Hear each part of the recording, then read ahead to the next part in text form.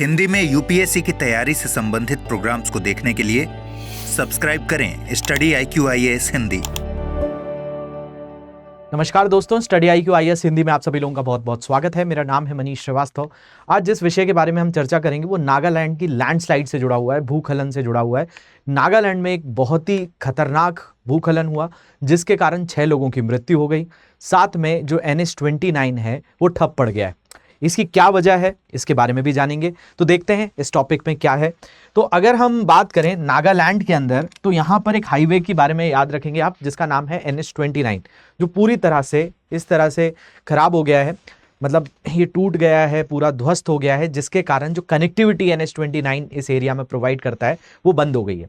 यानी आप सोचिए कि सड़कों का क्या रोल होता है, उसको भी आज मैं समझाने का प्रयास करूंगा कि परिवहन किसी क्षेत्र को किस तरीके से जोड़ता है, किस तरीके से वहां पर उसका विस्तार करता है। इन सारी चीज़ों की जानकारी आज के सेशन से पता चलेगी। एक आर्टिकल को हम यहां पर लेंगे, द हिंदू ने ये कवर किया था कि 6 dead in landslide in Nagaland, crucial national highway hit.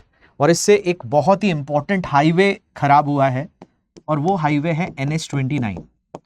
तो NH-29 कहां से कहां तक कनेक्टिविटी प्रोवाइड करता है उसके बारे में भी बात करेंगे। 4 injured, search and rescue operation underway, 2 major roads closed, people resort to panic, buying of essential commodities in Kohima. और कोहिमा क्षेत्र के अंतर्गत विशेष तौर पर लोग क्या कर रहे हैं, एसेंशियल कमोडिटीज को खरीद रहे हैं। मतलब जो जरूरत का सामान है वो अपने पास उसको स्टॉक करके रख रहे हैं। क्यों ऐसा कर रहे हैं उसको भी हम समझेंगे। तो 6 लोगों की मृत्यु हो गई है लैंडस्लाइड से। और लैंडस्लाइड, जिसको भूस्खलन कहा जाता है, ये एक आपदा की श्रेणी के अंतर्गत आता है। और भारत में बहुत सारी आपदाएं आती हैं, उनमें एक आपदा ये भी है। और इस आपदा का क्या प्रोफाइल है उसको भी आज की क्लास में मैं समझाऊंगा। तो आखिरी तक इस सेशन को जरूर देखिएगा।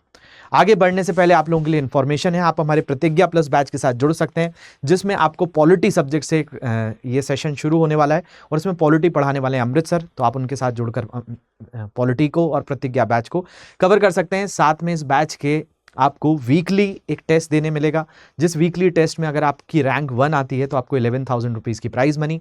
इसके अलावा जो आपसे फीस ली जाएगी वो फ़ी रिफंड कर दी जाएगी। मनीष लाइव कोड यूज़ करके आप इसमें एनरोल कर सकते हैं। तो जल्दी से हमारी ऐप या वेबसाइट पर जाकर इसको देख सकते हैं।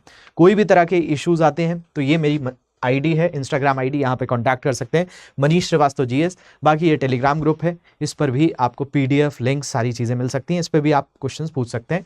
M27 श्रीवास्तव ये मेरी टेलीग्राम आईडी है। चलिए टॉपिक पे आते हैं। टॉपिक है लैंडस्लाइड से जुड़ा हुआ, जिसको भूस्खलन कह दिया जाता है। तो अगर हम इस टॉपिक के बारे में बात करें तो ये आपदा की श्रेणी में आती है। और भारत एक ऐसा क्षेत्र है जहां पर अलग अलग तरह की आपदाएं आती हैं, जिनमें सर्वाधिक आपदा जो आती है वो बाढ़ आती है। लेकिन बाढ़ से जो मृत्यु का आंकड़ा है वो बहुत नीचे है। बाढ़ कभी मृत्यु का आंकड़ा इतना नहीं बढ़ाती। क्यों? क्योंकि बाढ़ धीरे धीरे आती है और धीरे धीरे आने के बाद उसको थोड़ा सा कंट्रोल करना आसान होता है।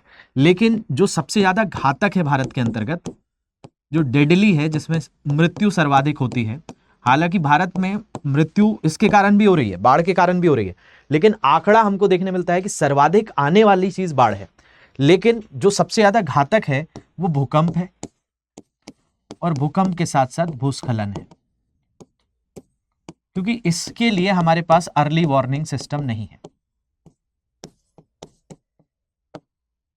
कि हमें पहले से पूर्वानुमान हो जाए और उस पूर्वानुमान के आधार पर हम रेस्क्यू ऑपरेशन कर लें। जैसे ये जो इंसिडेंट हुआ ये नागालैंड में हुआ, और नागालैंड के अंदर विशेष तौर पर जो नागालैंड की कैपिटल है कोहिमा, उसमें ये विशेष तौर पर देखने मिला, जो कि कहां पर आ जाता है, NH-29 पे आ जाता है। ये NH-29 कनेक्ट करता है असम से मणिपुर को। ये 300 से ज्यादा किलोमीटर का हाईवे है। तो ये असम से मणिपुर को कनेक्टिविटी प्रोवाइड करता है और बीच में ये नागालैंड से होता हुआ जाता है। तो नागालैंड की कैपिटल इस हाईवे पर आ जाती है। इसके कारण क्या हुआ, तो नागालैंड में भारी बारिश के बाद कोहिमा दीमापुर, ये दोनों ही इंपॉर्टेंट प्लेस है नागालैंड के अंतर्गत, कोहिमा दीमापुर के बीच राष्ट्रीय राजमार्ग 29 पर हुए भूस्खलन की वजह से 6 लोगों की मृत्यु हो गई और लगभग इसमें 3 लोग घायल भी हुए। और साथ में राष्ट्रीय राजमार्ग 29, जिसकी मैं बात बता रहा था आपको, NH-29, जो वाहनों की आवाजाही के लिए पूरी तरह से बंद है। राज्य की राजधानी कोहिमा और पड़ोसी राज्य मणिपुर की यात्रा करने वाले यात्रियों के लिए मुख्य जीवन रेखा है वो बंद हो गई है। अब यहां से कनेक्टिविटी की अगर हम बात करें तो कनेक्टिविटी से प्रॉब्लम क्या हो जाती है? कनेक्टिविटी से सबसे बड़ी ये चीज है, आप भारत का कोई भी शहर उठाकर देख लीजिए, उस भारत के शहर में अगर आपको परिवहन सुविधा है,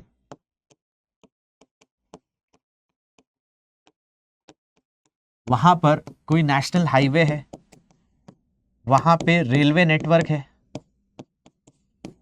वहां पर वायु सेवा है, तो वो क्षेत्र बहुत अत्यधिक वहां का विकास होगा। अब आप कहेंगे सर बहुत सारी ऐसी जगह हैं जहां वायु सेवा नहीं है, जहां रेलवेज भी नहीं पहुंच पाता, लेकिन भारत में ऐसे कई क्षेत्र हैं जो नेशनल हाईवे के किनारे पर हैं, मतलब उन क्षेत्रों से नेशनल हाईवे होकर गुजरता है, और नेशनल हाईवे के गुजरने के कारण उन क्षेत्रों का जो विकास है वो बहुत तेजी से हो गया।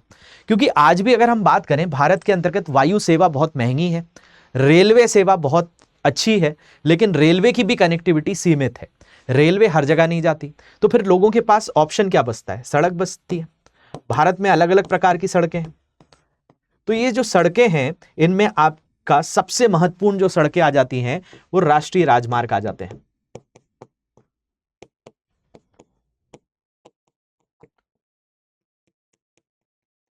फिर आपके राजकीय राजमार्ग हैं,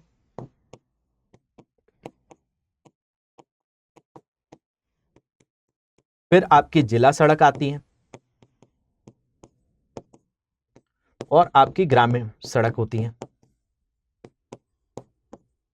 ये अलग अलग तरह की हमारे भारत के क्षेत्रों में सड़कों का जाल बिछा हुआ है, जिसमें नेशनल हाईवे को मैनेज करती है एक अथॉरिटी जिसका नाम है NHAI, national highway authority of India. और सबसे ज्यादा यातायात का भी जिम्मा जो है वो NHAI के पास है। यानी भारत में सड़कें तो बहुत सारी हैं, लेकिन सर्वाधिक जिस पर लोड है वो नेशनल हाईवे। तो नेशनल हाईवे मान लिया जाए कि भाई मणिपुर तक पहुंचना है आपको, तो आपके पास रेलवे कनेक्टिविटी, जैसे उत्तर पूर्व राज्यों में जाओ तो वहां रेलवे कनेक्टिविटी बहुत कम है, एयर सर्विसेज भी बहुत कम है, तो सड़क मार्ग ही हो जाता है। अब आपके घरों तक सोचिए, कई बार जब ट्रक की हड़ताल हो जाती है तो हमारी सब्जियों के दाम बढ़ जाते हैं। जो मोस्टली जो हम एडिबल चीज़ें खाते हैं, खाने योग्य जो चीज़ें हैं, या सीधे तौर पर एसेंशियल कमोडिटीज़ की बात करें, दूध की बात करें जो हमारे घर में आता है, या सब्जियां आती हैं, फल आते हैं, नॉर्मल कमोडिटीज़ आइटम्स आते हैं, अगर ट्रक्स की कनेक्टिविटी टूट जाए तो हमारे शहरों में ये सारी चीज़ों की बाधा पहुंच जाती है। अब जिन क्षेत्रों में ऑलरेडी पूरा का पूरा, आप नॉर्थ ईस्ट की बात करें तो नॉर्थ ईस्ट में अभी भी सड़क नेटवर्क भी बहुत अच्छे से नहीं फैला हुआ है, और उसके बावजूद अगर इस तरह की घटनाएं हो जाती हैं तो रेलवे कनेक्टिविटी वहां पर ऑलरेडी वीक है, एयर सर्विसेज बहुत महंगी है और बहुत ही लिमिटेड है, तो सड़क ही तो एक माध्यम है। और सड़कों में भी सबसे ज़्यादा कौन से नेशनल जो हाईवेज होते हैं वही सबसे ज़्यादा इनके ट्रैफिक को कंट्रोल करते हैं और सारी कमोडिटीज़ की सप्लाई करते हैं। तो सप्लाई चेन मैनेजमेंट में भी बहुत बड़ा रोल जो है सड़कों का होता है।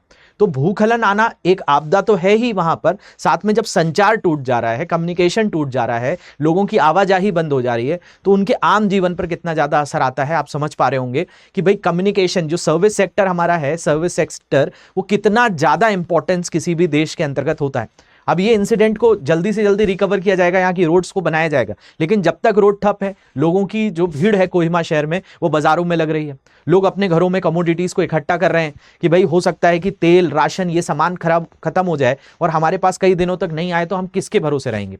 तो ये सारी चीज़ें वहाँ पर एक पैनिक का माहौल चल रहा है। हालांकि सरकार ने आश्वासन भी दिया है, जो मृत हुए हैं उनके लिए एक राशि की भी घोषणा की गई है, 4 लाख रुपए उनको दिए भी जाएंगे, लेकिन मृत्यु तो उनकी हुई है और ये आपदा के कारण हुई है। और ये ऐसी आपदा है जिसके कारण वर्ल्ड बैंक ने भी क्लेम किया हुआ है कि हर साल इंडिया की GDP में 2% जो पैसा खर्च हो जाता है या हमारी जो इंफ्रास्ट्रक्चर होता है वो तबाह हो जाता है। किसके कारण? तो आपदाओं के कारण। अगर हम बात करें यहाँ पर जो घटना हुई है वो भूस्खलन की घटना हुई है। तो भूस्खलन एक भूवैज्ञानिक घटना है जिसमें शैल, मिट्टी और मलबे के एक भाग को नीचे की ओर खिसकना, यह संचलन शामिल होता है और ये लैंडस्लाइड हमको देखने मिल रही है। इसके कुछ प्राकृतिक कारण तो हैं, लेकिन साथ साथ मानवीय कारण को भी हम यहाँ पर नज़रअंदाज नहीं कर सकते हैं, क्योंकि जिस तरीके से अवैध तौर पे कंस्ट्रक्शन चल रहा है, लोगों की तादाद जो है पहाड़ी क्षेत्रों पर लगातार बढ़ती जा रही है और वहां पर अवैध तौर पर जो निर्माण किया जा रहा है उसकी वजह से ये सीधी तौर पर घटनाएं बहुत अत्यधिक बढ़ गई हैं।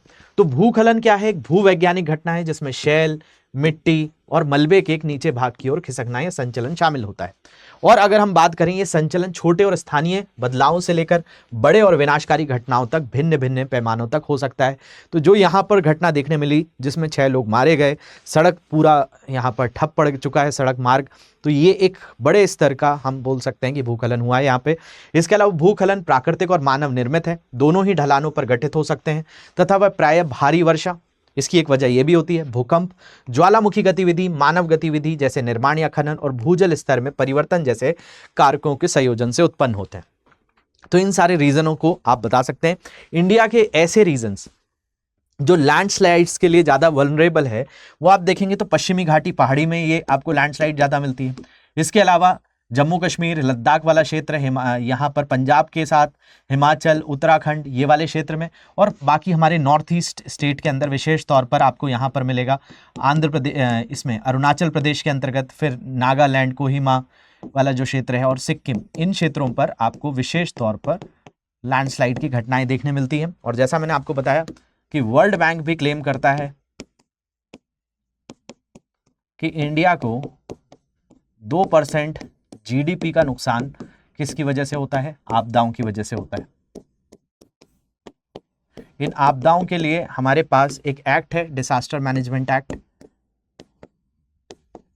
हालांकि इसमें अभी संशोधन भी किए गए हैं और जिसमें विशेष तौर पर 3 बॉडीज आ जाती हैं, जो एक नेशनल लेवल पर एनडीए में काम करता है, स्टेट लेवल पर एसडीए में काम करता है और डिस्ट्रिक्ट लेवल पर डीडीए में काम करता है। तो इस तरीके से इसको बांटा गया है, लेकिन इसके अंतर्गत जिम्मेदारी को सुनिश्चित करना और उस तरीके से एक्शन लेना, इसके अंदर आपने एनडीआरएफ की टीम सुनी हुई है, एसडीआरएफ की टीम सुनी हुई है, ये हमारी आपदाओं से निपटने के लिए प्रयास करते हैं। और ये पूरा का पूरा मामला जो होता है ये गृह मंत्रालय के अधीन आता है। तो गृह मंत्रालय इन आपदाओं के प्रति संवेदनशील होता है और वही कार्रवाई करता है। इसके अलावा भारत अंतर्राष्ट्रीय स्तर पर सेंडाई फ्रेमवर्क का हिस्सा है जो जापान के अंतर्गत हुआ था, और इस सेंडाई फ्रेमवर्क में भारत ने ये शपथ ली है कि 2015 से 2030 के बीच में हम आपदाओं के स्तर को नीचे लेकर आएंगे। लेकिन जो घटनाएं हैं उन पर अभी और सचेत होने की ज़रूरत है। और जिस तरीके से अभी इस तरह की घटनाएं होती हैं जिनमें लोग कई बार अपनी जान गंवा देते हैं, तो उनको लेकर ये हमें और बेहतर तरीके का नेटवर्क बनाने की ज़रूरत है, क्योंकि हमारे पास ऑलरेडी ये प्रोन रीजंस पता है। तो यहाँ कहीं अतिक्रमण हो रहा है, अवैध निर्माण हो रहा है, तो उसको बहुत अच्छे से मॉनिटर करने की ज़रूरत है, नहीं तो भविष्य में भी ऐसी घटनाएं होती रहेंगी। तो ये टॉपिक जो मैंने आपको बताया, आशा करता हूँ आपको समझ में आया होगा। इसके अलावा और भी हमारे ये जैसे टॉपिक आप 2 सब्जेक्ट से जोड़ सकते हैं, एक जीएस पेपर 1 से और जीएस पेपर 3 से। जीएस पेपर 1 में भूगोल का हिस्सा और जीएस पेपर 3 में आपदा प्रबंधन का हिस्सा। ये सारे सब्जेक्ट्स आपको प्रतिज्ञा प्लस बैच में पढ़ाए जाते हैं। हमारे जीएस के सारे सब्जेक्ट्स, यानी आपको 1250 नंबर जो आपके मेंस एग्जाम के लिए होते हैं, जिसमें जीएस पेपर 1, 2, 3 और 4 और निबंध का, ये आपको प्रतिज्ञा प्लस बैच से मिलता है। इसमें पॉलिटी सब्जेक्ट अमृतसर से पढ़ाने वाले हैं।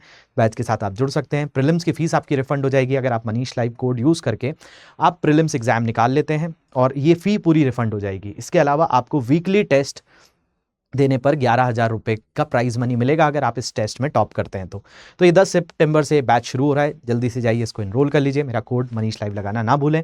कहीं कोई दिक्कत आती है, ये मेरी इंस्टाग्राम आईडी है मनीष श्रीवास्तव जीएस, इसको आप कॉन्टैक्ट कर सकते हैं। बाकी ये मेरी टेलीग्राम ग्रुप है, इस टेलीग्राम ग्रुप पर भी आप मैसेज कर सकते हैं। आशा करता हूँ कुछ नया सीखने मिला होगा। अगर कुछ समझने आया है, कुछ बेहतर लगा ये सेशन, तो आप मुझे कॉमेंट में ज़रूर बताएंगे। मिलते हैं अगले सत्र में, तब तक के लिए ध्यान रखिए। Thank you very much for watching this. Have a great day. Hindi में यूपीएससी की तैयारी से संबंधित प्रोग्राम्स को देखने के लिए सब्सक्राइब करें स्टडी IQ IAS हिंदी।